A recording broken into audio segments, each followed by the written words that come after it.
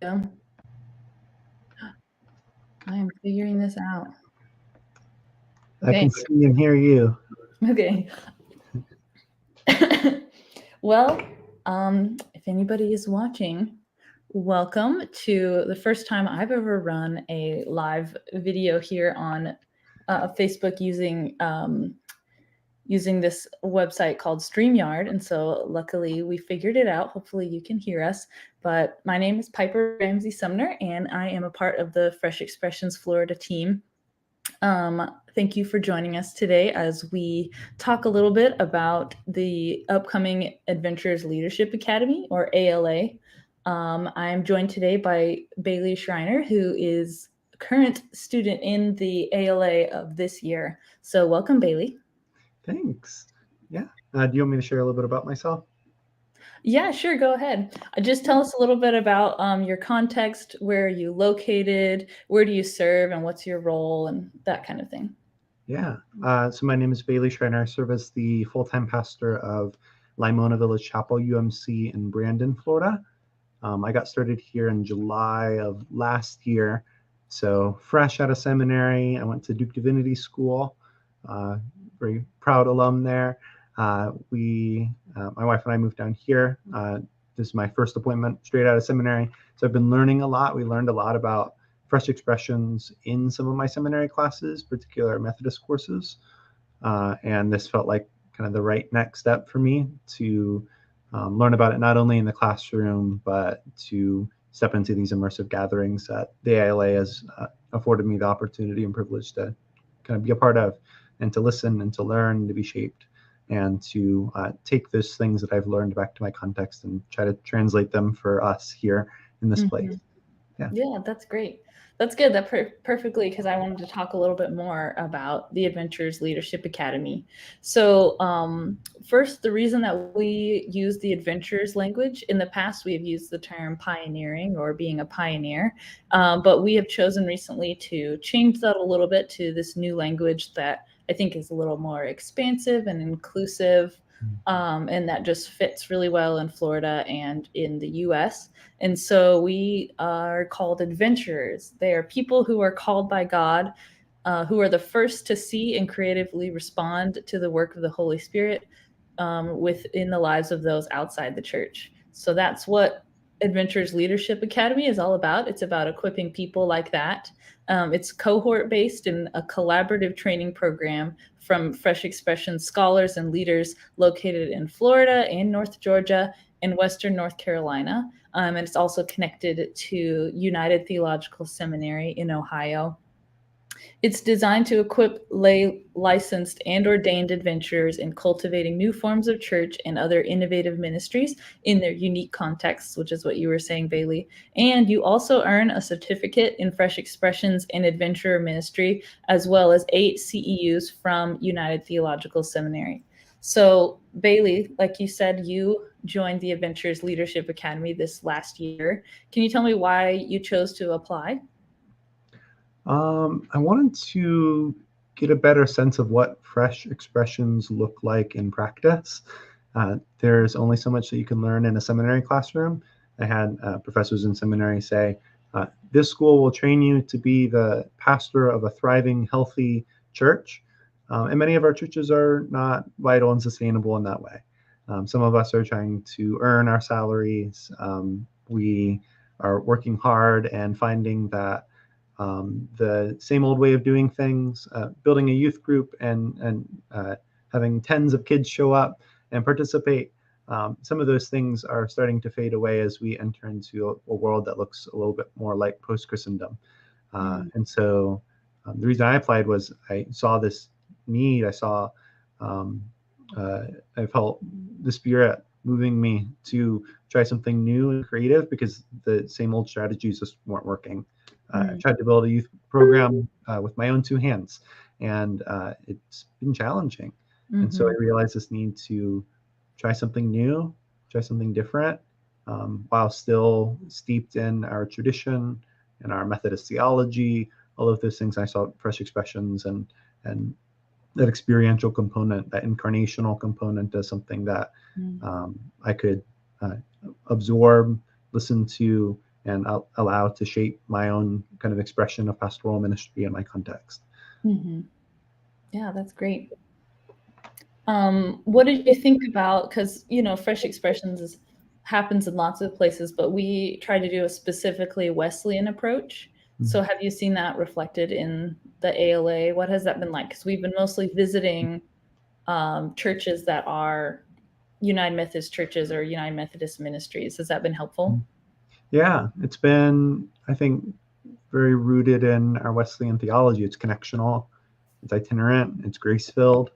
It leaves room for failure and failing forward and learning from our mistakes and trying new things. And if it doesn't work out, that's okay. I give thanks for that.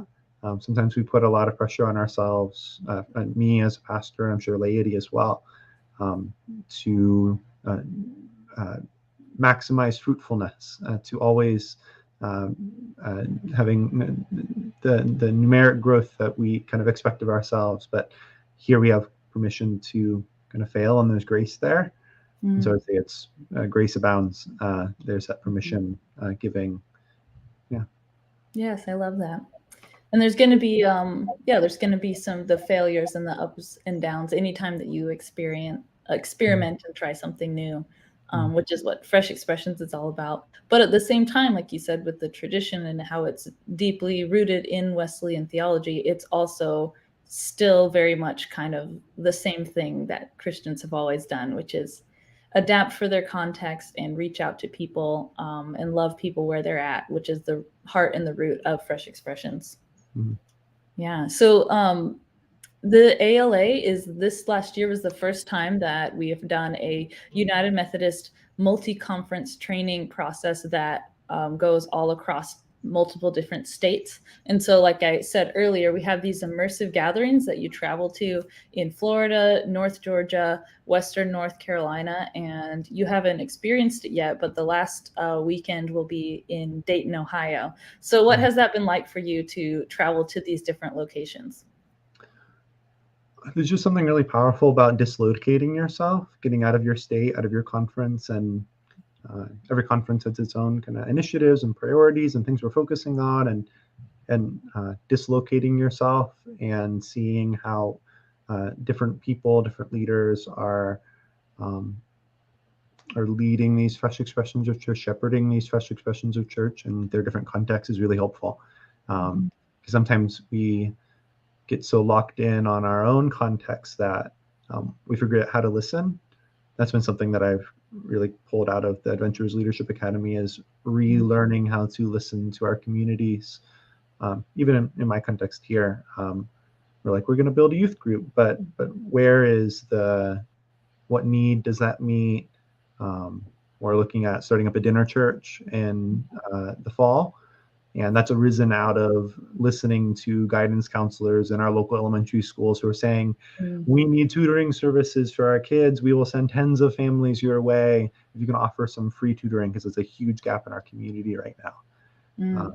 And so by dislocating ourselves, by immersing ourselves in dinner churches and doing something, we call it Lectio Vicinitas. We walk around your neighborhood and listen to it. You look for those historical markers, what people are saying, what needs they have, having those organic conversations, finding those third places, and having a group that you can learn how to do that together with, and then unpack it afterwards and say, here's what I heard.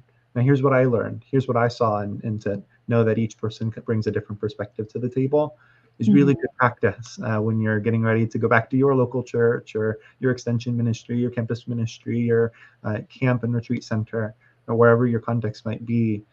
You can take those things and you can have maybe a deeper view of your own context, your own community through that. And I think by dislocating ourselves, by putting ourselves in these different communities and learning from leaders who are very experienced when it comes to fresh expressions, is deeply helpful for me as I strive to begin to do something like that in my context.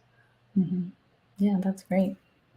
I think that's so good. Like, it's about listening to your context paired with imagination. Because if you were just over there being like, well, what if we did this or this, and it was something that nobody's going to show up because nobody asked for it, but if you were listening and you learn from walking through your neighborhood, from having conversations with local leaders or different organizations or schools, you can find what the needs are and then be creative within that space, which I think that's where creativity thrives, when there's actually boundaries, because you're like, okay, I have this limited idea and I have to expand around it, and it creates the potential for a lot more creativity and a lot more meaningful, community building to happen. So when you were in North Carolina, which was the last time that we met, just in May, on the last day we went to the U.S. Whitewater Center, which was really fun. It was like a day outdoors and the weather was nice, and it rained a little bit, I think, but it wasn't too bad. And we actually did these immersive fresh expressions experiences where we kind of did a tryout of here's what some fresh expressions are like, and here's how it could look. We did things like zip lining and hiking and whitewater rafting. So what did you do that day, and what do you think that you learned from it? I did zip lining and I did whitewater rafting. They were both so much fun. When we were up on the zip line tower, and one of my peers in the cohort shared this story as well. There was this group of girls. They were part of a Girl Scout troop or youth group or something, and one of the girls there was this element on the zip line where you have to jump down, and it's this relay system where it's a leap of faith kind of thing. And one of the girls was so scared, and and her friends were cheering her on and cheering her on and cheering her on, and she ended up not jumping. She was too scared, too afraid, and she had to walk back down the tower. And to watch her friends support her in that, to love her in that, was just an incredible experience. Can we maybe in ministry give each other that permission? Say, I'm almost there. I'm not ready. I'm going to take a step back for a moment. Maybe not now is not the right time for me to take this particular leap, but to give each other permission to do that. And to just see that connection to what we're trying to do here, giving each other grace, being patient with one another, learning together, challenging each other, and being okay when we fail. I think those are all like really powerful themes that I saw come through. If I had not participated in that fresh expression, that moment, I would not have had that encounter with that group. And I think all this is part of the formative listening that we're being called to as adventurers. Yeah. And I think that kind of like reflecting and listening, the way that you were kind of like primed to see that and reflect that in that moment, I think is how what Fresh Expressions does. Because it wasn't just like, oh, we're going to go do the zip line, it'll be fun.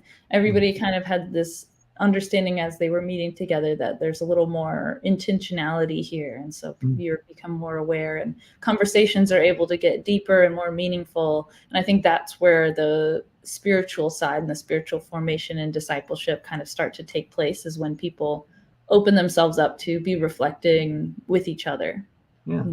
Yeah.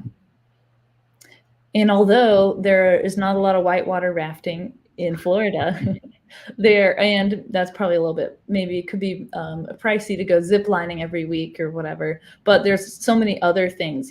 We did yoga, we did arts and crafts, we did hiking, and those simple things that are, you just get a couple people together. With hiking, all you need is shoes and a water bottle, really, and you could go out and do that anytime. So take your dog for a walk and walk around your neighborhood. I did that the other day. I took a route that I don't normally take, and I realized that there are people right here in our community who have these backyards that they've set up community gardens in, so they garden themselves and they grow their own fruits and vegetables. How cool is that? And they live a quarter of a mile away from my house, and I never knew that they were there.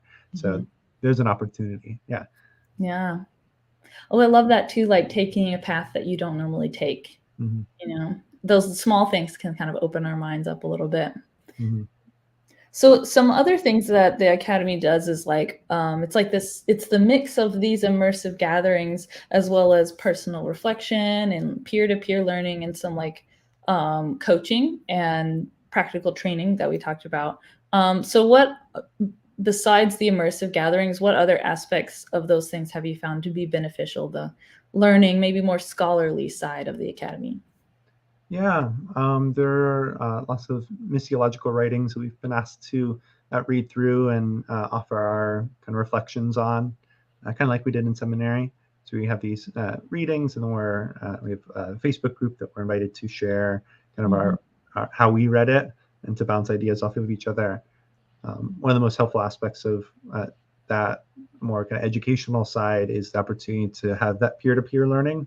We're able to be in conversation with each other, both online in between our in-person sessions, and in those in-person sessions, I find that those kind of casual conversations with my peers, I have friends who are doing VR church, friends who are starting RV church, having that opportunity to network with them, to get to know them, hear what challenges they're facing, and learn about them, and try to apply those to my context, to talk with other people who have started dinner churches before and learn some of their wisdom that they've taken away from it.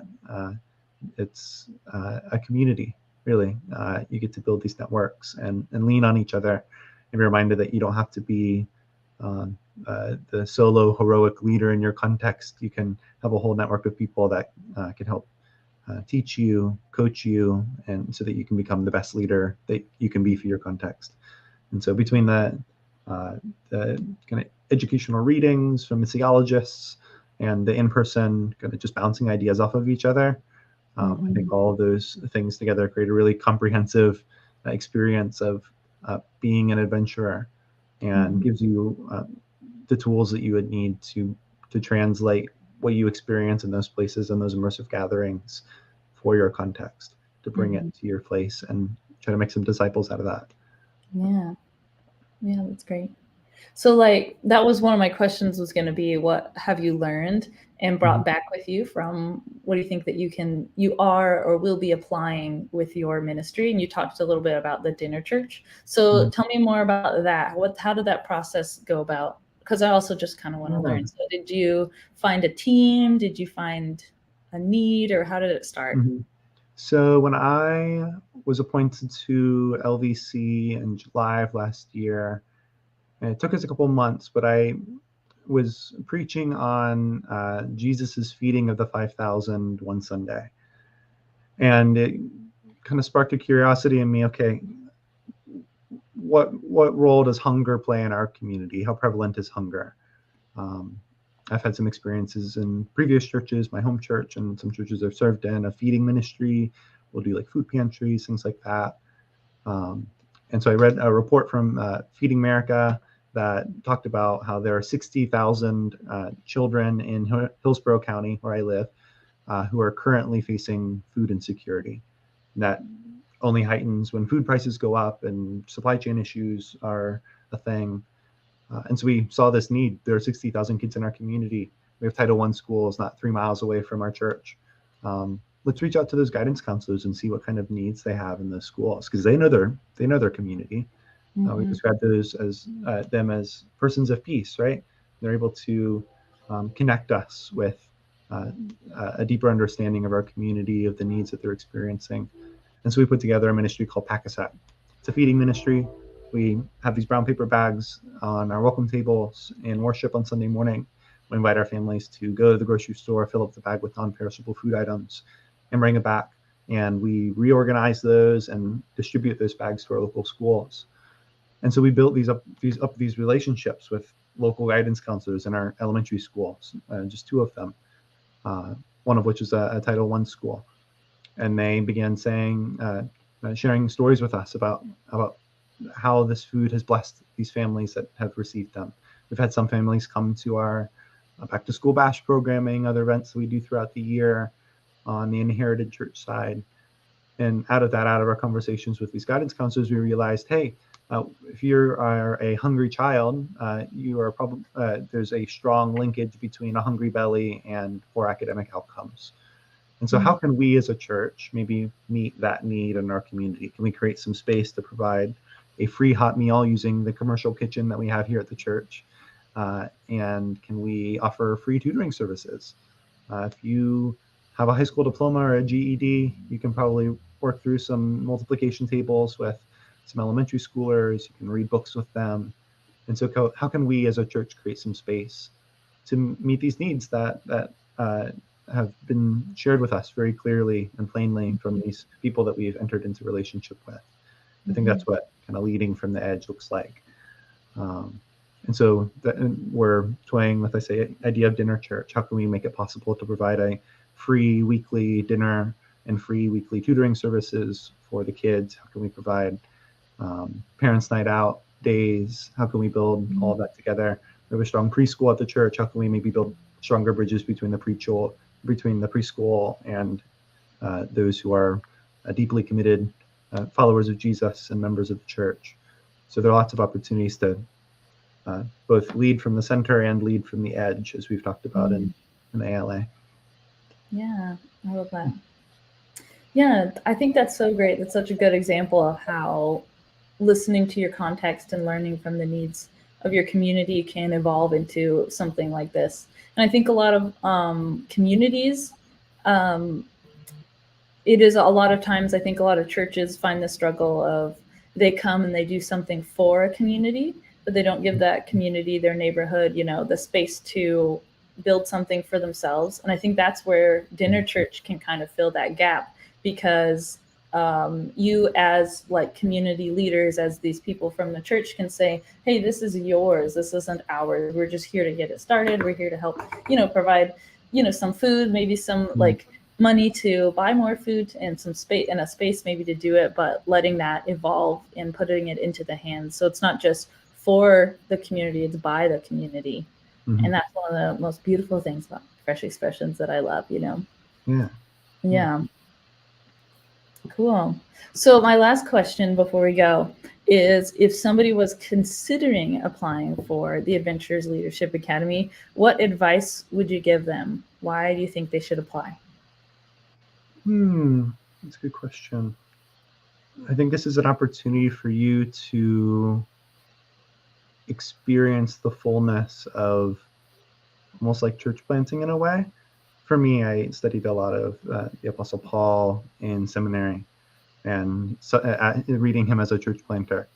And so this is, for some of us, a rediscovery of what it's like to plant churches.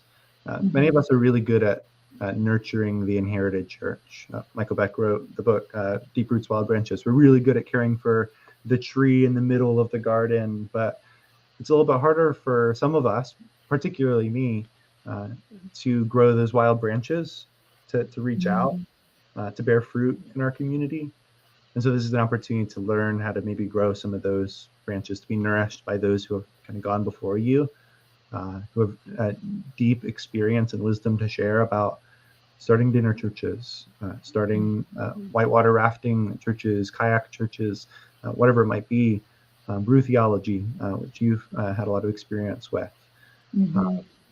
Is an opportunity for you to connect with those people. So if you have some experience or maybe no experience at all with this, that's okay. This is why the ALA exists, is to expose yourself to these different contexts, different immersive experiences, connect with other leaders and learn from each other. And what could be more connectional than that? I think that's what makes me proud to be Methodist and proud to be part of the ALA, is we can live into our connectionalism. Yeah, that's great.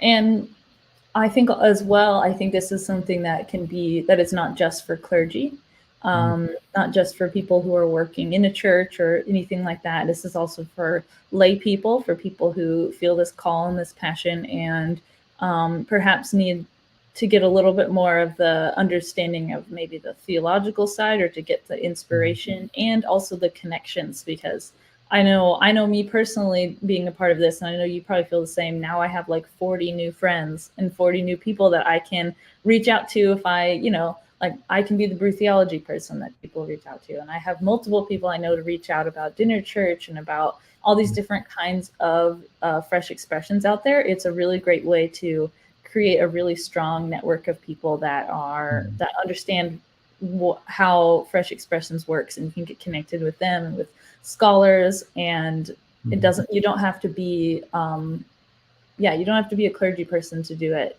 Lay people are very much welcome and needed in this movement, and we want them to be empowered to be a part of this. Yeah.